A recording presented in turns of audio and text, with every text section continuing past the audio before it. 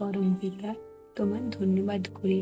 কেননা প্রতিদিনের ন্যায় আজও এত সুন্দর একটি সকাল উপহার দেওয়ার জন্য। এই সুন্দর সকালে তোমার উপস্থিতি খুঁজে পাই পিতা। ধন্যবাদ করি সারা রাত্রি সুন্দর সুরক্ষিত রাখার জন্য।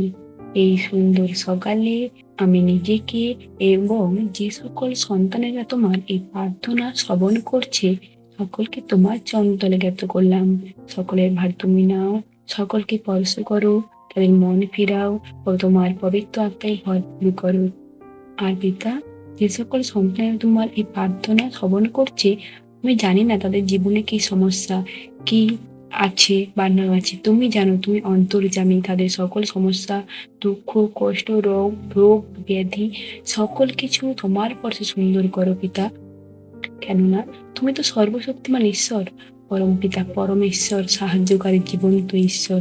সদা সর্বদা আমাদের সঙ্গে সঙ্গে আছো, কারণ তুমি তোমার বাক্যে বলেছো, ভয় করো না, আমি তো তোমাদের সঙ্গে সঙ্গে আছি।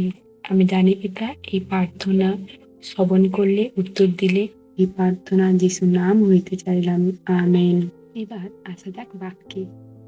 2 করিন্থীয় 12 অধ্যায় 9 পদ। কিন্তু তিনি আমাকে বললেন, আমার দয়ায় তোমার পক্ষে যথেষ্ট, কারণ দুর্বলতার মধ্য দিয়েই আমার শক্তি সম্পূর্ণভাবে প্রকাশিত হয়। সেই জন্য আমার দুর্বলতা সম্বন্ধে আমি খুব খুশি হয়েই গর্ব করব, যেন খ্রিস্টের শক্তি আমার উপর থাকে। আমেন।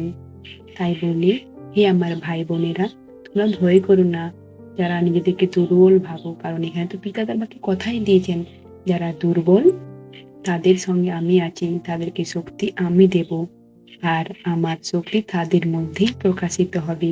তাই তোমরা সদা সর্বদা খ্রিস্টে থেকে আনন্দ করো। আমেন। পিতাগো, তোমার সন্তানেরা বিশেষ প্রার্থনার জন্য বলেছে।